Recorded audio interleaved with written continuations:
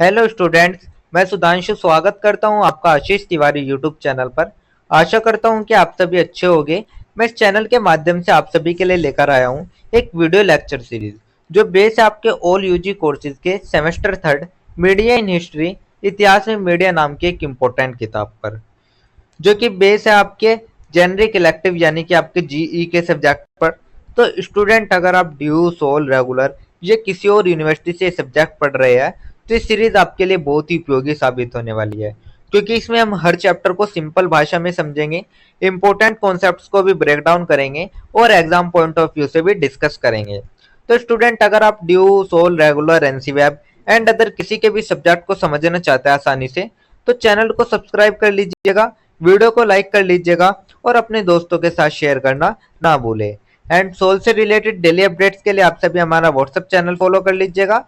तो चलिए शुरुआत करते हैं। मैं आपका स्वागत करता हूं ऑल यूजी कोर्सेज के थर्ड सेमेस्टर की मीडिया इन हिस्ट्री सब्जेक्ट की यूनिट नंबर फिफ्थ के चैप्टर नंबर 9 के इस वीडियो लेक्चर में। इससे पहले की वीडियो में हमने यूनिट नंबर 4 के इंपॉर्टेंट टॉपिक डिस्कस किए थे और आज की वीडियो में हम यूनिट नंबर 5 के चैप्टर नंबर 9, जिसमें हम टेलीविजन और डिजिटल मीडिया का अध्ययन करेंगे। तो स्टूडेंट, चलिए इस चैप्टर की जो हम शुरुआत कर लेते हैं वो हम सबसे पहले एक छोटी सी भूमिका से कर लेते हैं। तो सबसे पहले हम एक छोटी सी भूमिका देख लेते हैं। भूमिका में हम देखेंगे कि 1969 में भारत में टेलीविजन की शुरुआत हुई। शुरुआती दौर में यह केवल दिल्ली तक सीमित था, पर बाद में पूरे देश में फैल गया।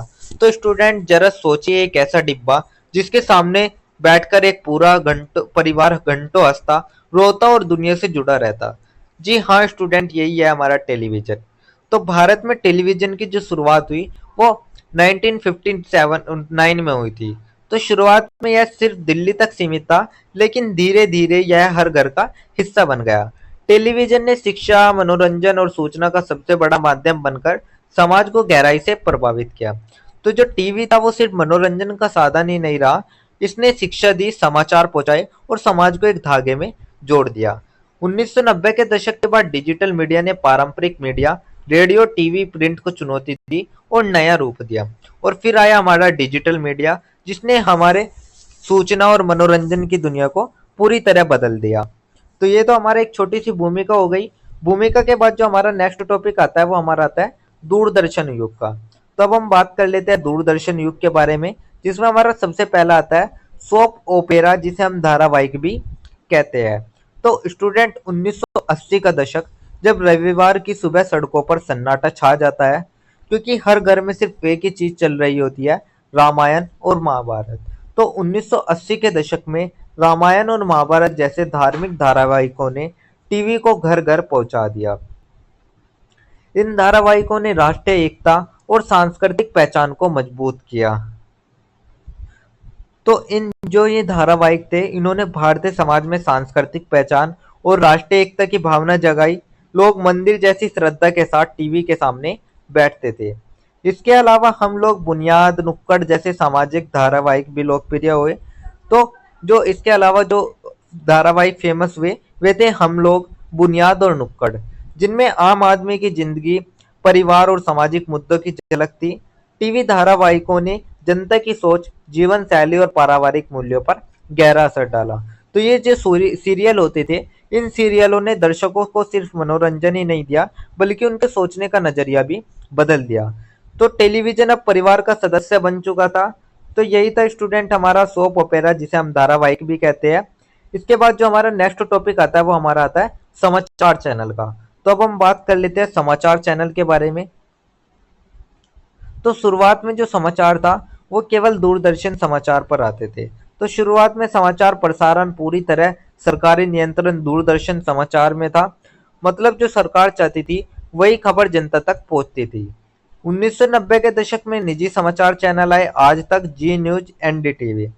तो लेकिन जो 1990 का दशक था उसमें निजी समाचार चैनलों का दौर शुरू हुआ, जैसे कि हमारा आज तक हो गया, जी न्यूज हो गया, या फिर हमारे एनडीटीवी, इंडिया टीवी या एनडीटीवी हो गया। और अब खबरें तेज हो गई, विविध और प्रतिस्पर्धा हो गई थी। इससे खबरों की विविधता और तेजी बढ़ी। हालांकि समाचार पैनलों पर पक्षपात, टीआरपी की दौड़ और सनसनीखेजी जैसी समस्याएं भी आ गई। लेकिन इसके साथ कई समस्या भी आई, जैसे कि टीआरपी की दौड़, पक्षपात और सनसनीखेज पत्रकारिता, यानी टीवी ने सूचना दी भी और कई बार उसे तोड़ मरोड़ कर पेश भी किया। तो यही था हमारा समाचार चैनल। इसके बाद जो हमारा नेक्स्ट टॉपिक आता है वो हमारा आता है अपनी प्रगति जांचने का। यानी कि स्टूडेंट, हमने आपके लिए कुछ क्वेश्चन दिए हैं, आप उनको प्रैक्टिस जरूर करिएगा, लिख के जरूर देखिएगा। जैसे कि दूरदर्शन धारावाहिकों का महत्व आप लिखिए, समाचार चैनलों की भूमिका को भी आप लिखिए। तो यही था हमारे क्वेश्चन जो हमने आपके लिए तैयार किए हैं। आप इनका आंसर अपने आप खुद से ट्राई कीजिएगा। इसके बाद जो हमारा नेक्स्ट टॉपिक आता है वो हमारा आता है डिजिटल मीडिया का लेकर। तो अब हम बात कर लेते हैं डिजिटल मीडिया के बारे में, जिसमें हम सबसे पहले देखेंगे 1900 डिजिटल मीडिया के प्रभाव, गोपनीयता, निगरानी, मिथ्याकरण और असत्य सूचना। तो स्टूडेंट, 1990 के बाद इंटरनेट और मोबाइल ने जन्म लिया, वही था हमारा डिजिटल मीडिया का युग। तो अब सूचनाएं और मनोरंजन हमारे हाथों की हथेली में आ गए थे। तो चलिए सबसे पहले हम डिजिटल मीडिया के प्रभाव देख लेते हैं, जिसमें सबसे पहला था प्राइवेसी यानी कि गोपनीयता। तो सोशल मीडिया और ऑनलाइन प्लेटफॉर्म पर व्यक्तिगत डाटा खतरे में रहता है। तो जो सोशल मीडिया और ऑनलाइन प्लेटफॉर्म हो गए, उन पर हमारी निजी जानकारी सार्वजनिक हो जाती है। हम क्या देखते हैं, क्या लिखते हैं, सब ट्रैक किया जाता है। उसके बाद आता है निगरानी, जिसमें सरकार और कंपनियां यूजर्स की गतिविधियों पर नजर रखती थी। जो सरकार और कंपनियां होती थी, वे लोगों की गतिविधियों पर नजर रखती थी। मतलब हमारी डिजिटल दुनिया उतनी प्राइवेट नहीं थी जितनी हम सोचते थे। उसके बाद आया मिथ्याकन। तो डिजिटल मीडिया में झूठी या मनगढ़ंत कहानियां तेजी से फैलती गई। तो डिजिटल मीडिया में अफवाहें, झूठी कहानियां और गढ़ी हुई बातें बहुत तेजी से फैलती है। कभी कभी ये इतनी वायरल हो जाती है कि लोग इन्हें सच मान लेते हैं, जो कि आज के समय में बहुत बड़ी समस्या है। फोर्थ हमारा आता है असत्य सूचना, फेक न्यूज। सोशल मीडिया पर गलत खबरें, अफवाहें आसानी से वायरल हो जाती है। तो आज के दौर की जो सबसे बड़ी चुनौती है वह हमारी फेक न्यूज यानी कि गलत खबरें। तो किसी भी फोटो या वीडियो को एडिट करके सोशल मीडिया पर फैला दिया जाता है और लाखों लोग उसे सच मान लेते हैं। तो इन प्रभावों से लोकतंत्र, समाज और व्यक्तिगत जीवन पर गंभीर असर पड़ा। तो यानी कि जो डिजिटल मीडिया थी उसने जानकारी को तुरंत और वैश्विक स्तर पर पहुंचाया, लेकिन इसके साथ कई खतरे भी ये लेकर आया। तो यही था हमारा डिजिटल मीडिया। इसके बाद जो हमारा नेक्स्ट टॉपिक आता है वो हमारा क्वेश्चन वाला ही आता है। तो अब हम आपके लिए कुछ क्वेश्चन लेकर आए हैं जिन्हें आप स्वयं अभ्यास करें। जैसे कि आप डिजिटल मीडिया के सकारात्मक और नकारात्मक प्रभाव को लिखिए। तो आप एक बार ये आंसर जरूर लिख कर देखें। तो यही था हमारा अपनी प्रगति जांचे टॉपिक। इसके बाद जो हमारा नेक्स्ट टॉपिक आता है वो हमारा सारांश को लेकर आता है।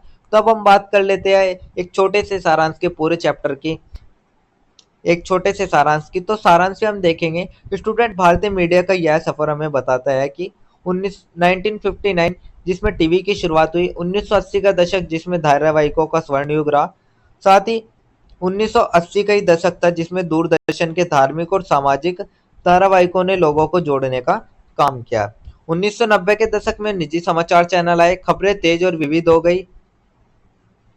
बाद में आया हमारा 2000 के बाद का दशक जिसमें डिजिटल मीडिया आया, जिसने जानकारी का ये नया युग माना गया। लेकिन गोपनीयता, निगरानी और फेक न्यूज की चुनौती सामने आई, जिससे कि सूचना को तेज, व्यापक और इंटरैक्टिव बना दिया गया। लेकिन जहां टीवी और डिजिटल मीडिया ने समाज को जोड़ा, वहीं फेक न्यूज, गोपनीयता का उल्लंघन और निगरानी जैसी चुनौतियां भी खड़ी की है। तो आखिरकार मीडिया वही है जैसा हम उसे इस्तेमाल करते हैं। अगर हम जागरूक दर्शक और उपयोगकर्ता बनेंगे तो हाँ, यह हमारी ताकत है, और अगर हम लापरवाह हो गए तो यह हमारी कमजोरी भी बन सकता है। तो ये था हमारा एक छोटा सा सारांश, जिसके साथ हमारा यूनिट नंबर 5 का चैप्टर नंबर 9 भी कंप्लीट होता है। और इसी के साथ हमारी यूनिट नंबर 5 भी कंप्लीट होती है, क्योंकि यूनिट नंबर 5 में टोटल हमारा एक ही चैप्टर था, चैप्टर नंबर 5, जो कि मैंने आपको बता दिया। साथ ही इसी के साथ हमारा मीडिया इन हिस्ट्री सब्जेक्ट का सिलेबस भी कंप्लीट होता है, क्योंकि इसके सिलेबस में हमारी टोटल 5 यूनिट थी, जो कि मैंने आपको एक एक करके बता दिया। तो ये था हमारा मीडिया इन हिस्ट्री सब्जेक्ट का सिलेबस। तो अगर किसी भी स्टूडेंट को ये पीडीएफ या नोट्स चाहिए होंगे तो आप सभी हमारे टेलीग्राम चैनल को ज्वाइन कर लीजिएगा, वहाँ आपको ये पीडीएफ या नोट्स मिल जाएंगे। एंड अगर किसी भी स्टूडेंट का किसी भी तरह का कोई डाउट या किसी भी तरह की कोई क्वेरी होती है तो आप हमारे कमेंट सेक्शन में या फिर हमारे इंस्टा पेज को फॉलो करके भी पूछ सकते हैं। डेली अपडेट्स के लिए आप सभी हमारा व्हाट्सअप चैनल फॉलो कर लीजिएगा। और अगर आपको ये लेक्चर उपयोगी लगा तो वीडियो को लाइक करें, चैनल को सब्सक्राइब करें और अगले सब्जेक्ट के लिए तैयार रहिएगा। तो आप सभी का बहुत बहुत धन्यवाद। आपका दिन शुभ रहे।